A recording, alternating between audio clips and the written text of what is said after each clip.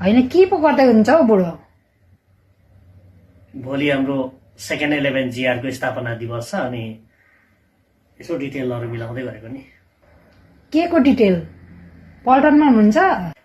घरमै छु, तर हाम्रो सेकेन्ड 11 जिआरको 63औं स्थापना दिवस यो पटक चाहिँ दमकमा मनाउने कुरो भएको छ। त्यस कारणले गर्दाखेरि सम्पूर्ण सेनानिवृत्त सेकेन्ड 11 जिआरबाट आउनुभएका साहबहरू, दिदीभाइ, बहिनीहरू सम्पूर्णलाई भोलि दमकमा उपस्थितिको लागि विनम्र अनुरोध गर्दछु। धन्यवाद।